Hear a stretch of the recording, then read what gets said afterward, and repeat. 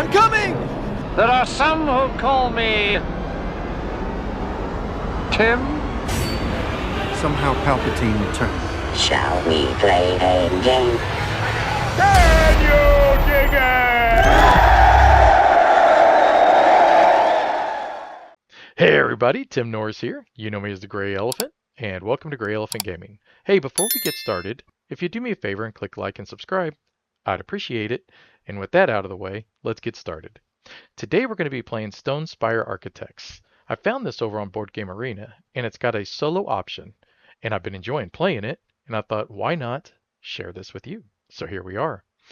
Before we get started, I'm going to kind of give you an idea of what we're looking at though here on the screen. So with that said, let's look at the screen. Right here is the main card that my AI player is going to be looking for and giving me all the information of. So let's break this card down. Up here in the upper left-hand corner, there is a blue ribbon. At the start of the game, will start with 5 cards that I can add to my dungeon.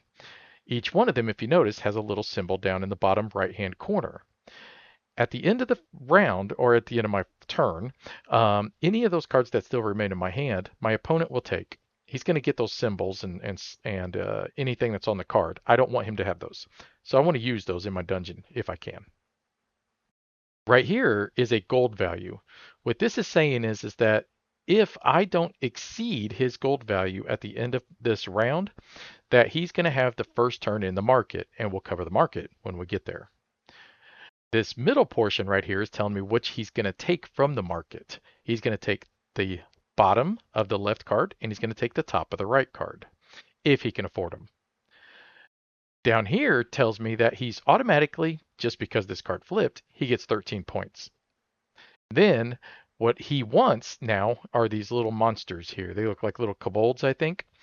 And for every one of those he has in his dungeon, he's going to gain 2 victory points. So I don't want him to get kobolds, and I prevent him from getting kobolds by buying them in the market or giving him cards that could possibly have kobolds on them.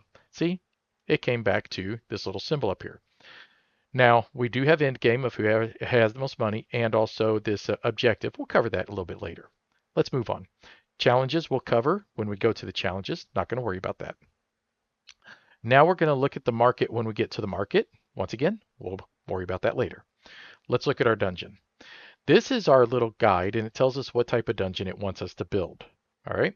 So anytime that you see little symbols here, it's saying, hey, build this type of dungeon piece or put this type of card in this location. And if you do, you're going to get these victory points that are down here in the bottom. If you do all 8 of them, you get a bonus 20 victory points because there's 8 little symbols up here on this. So now, with all that in mind, the first thing we do is we like to look up here and say, hey, what type of symbol does he want? All right, he wants blue. I have 2 blue in my hand. I know I'm going to want to play one of those. And the reason is because I do get to keep one in my hand for the next turn. Okay, so I can prevent him from getting either one of those, even though that there are 2 there. Next, I'm going to look at my dungeon and say, okay, this here says it wants me to build a stone structure. See, it's got the same symbol right here as it does right here on the card. Okay, so if I wanted to, I could build this one right here. It's got the blue symbol that I can keep away from my AI, and it's got the stone. If I build it there, that's going to be an achievement for me towards the end game victory points. This one here is saying it wants me to build one of those gelatinous cubes in this location here. I do got one here, but that's got a red symbol on it, so I'm not going to worry about that right now. We're going to just build this one right here real fast. Now it says confirm and give a rune card to Joel. Now, what I want to do, and give matching rune cards to Joel. All right, so his matching is these. I'm going to keep this, and then I will give him all the other cards, and at least I prevented him from taking that one right there. So now I did achieve that. We know he's still looking for blue. We can continue building. Let's build this one. Oh, yeah. None of these are that great, unfortunately. I think we may end up having to give him one of the blue ones. I think it's a little unavoidable because I need to be able to try to build downwards somehow, because my goal is to build from this entrance right here to the exit right here and have one straight path that's through. Now there could be different ways that I can arrange my dungeon if necessary. Cards can never move, but there are things you could add from the market to be able to help you out a little bit. Let's build. I don't like any of these options very much. You know what? Actually, we're just going to do this. And I hate to do that because immediately it says that I blocked off my entrance to my dungeon, but I'm going to hope that the market is going to provide me with something to, to fix that a little bit later. I'm going to keep this card here to keep it from Jael. And now we go again. And if you notice, I'm getting less cards because you're always going to keep the one card you kept. And then you're going to get as many cards in return as there are open spaces on your floor because I'm building the first floor of my dungeon. These 4 cards up here, basically. And then we'll go to the next floor and the next floor, next floor. Okay. But you build in levels or floors, if you want to say it that way. All right, so I do again have 2 blue. It wants me to put a gelatinous cube here, so I don't have a gelatinous cube on any one of these. So I think what we'll do is we're going to take this blue one, place it here. We will keep this one. Yeah, nah, we'll keep this one. And then we'll give him, no, we want to keep that one because otherwise it gives him a blue card. We don't want him, well, he's going to get a blue card regardless. Nothing I can do about that. All right, so we never did get that cube. Again, the market can alleviate that for us, hopefully. So basically, I'm just going to pick one of these 2 to put down. Now, if you're noticing, there's gold values on the bottoms, all right? Remember when I told you that I wanted to exceed 12? This is where I get my gold from. Each treasure box that is on any one of these cards counts as a permanent gold, all right? I don't have any treasure box, so it's hard to explain what I'm talking about until you actually see it, but just know if I did have any treasure boxes, they count as a permanent gold. These down here, though, at the bottom of the cards, they're temporary gold. They only count towards at the end of each round. With that said, I would have 4, 5, 6, 7, 8. I can't beat 12. I have to exceed his value to be able to go first in the market. So I know for a fact, looking at that, he's going to take this kobold and these up here possibly. He can't afford both of them, so he'll probably take this one in the upper right-hand corner. And I know that because this right here tells me what he's going to select. He'll probably take these right here, which unfortunately means he is going to get 2 points already because of that kobold. Regardless, let us make our move. That's going to give me a -1 point if I put that on. It does come with a trap and it does come with a slime, but this just gives me 2 traps and it doesn't penalize me for it. So I'm just going to do that. I'm not going to worry about 1 gold. All right, confirm. That's going to end. Now we go into the market. So the dungeon phase is over. Now we're going into the market phase. All right, so I have a total of 10 money. And if you notice, he already took all his stuff. It's all gone. So he had 9, 10, 11, 12, 13. Somehow he had 13 money. I'm not sure how he pulled that off. Did he get both of those? He did. Um, yeah, he should have only had 12 money. I'm not sure exactly how he pulled that off, but hey, whatever. We'll let it happen. Cheater. All right. And then if you notice that there's only 2 challenges up here now. And the reason is because now anytime we go into the market, if I have more money, I have the choice of purchasing in the market. Now, if my gold value goes underneath what it says here, okay, on the top of this card, then it's his turn to go into the market and he'll do all his stuff. But then it would go back to me if I still have money to be able to purchase whatever's left over. However, I do have the option, if I have more, to just pass and immediately select a challenge card. With that said, he's already done his deal. So one of his actions is that he discards the lowest value challenge card. So I don't even have the option of that no more. And we know that because this has got a 24 down here and this has got a 23. So he got rid of something that was less than 23. That's all right. We'll make do. All right, so I know I have a total of 10 gold, and I can afford one of these 2. Notice, hey, it's a news, actually. We needed a news, right? Let's just grab this one. It'll give us a trap that we get to place down. So let's first grab our ooze, and now we get to place it on any of these open spaces. I needed the ooze there. I didn't have an ooze with any of my cards. I has an ooze now, don't I? And now I'm going to place the trap as well. We'll place it right there. Okay, and then I'm going to confirm that action. I've only got 2 money left, so I can't afford anything else in the market. So now I get to select one of these 2 challenge cards. This one here says, it says for each null, pair of nulls that I have, that I could gain 3 reputation. This one here says gain 2 reputation for each trap in the left and right outside chambers of your dungeon. So down through here.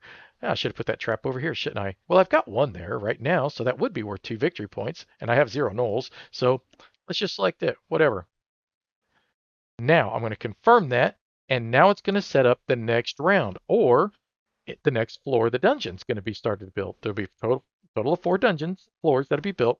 At the end of the game, I'll have 3 total challenge cards, but I will visit the market 4 times. All right, so now, if you notice, the card changed, and it's starting to stack as well. He wants traps as well. Okay. Um, and then he's going to take the two highest cards out of the market. So he wants these two up here.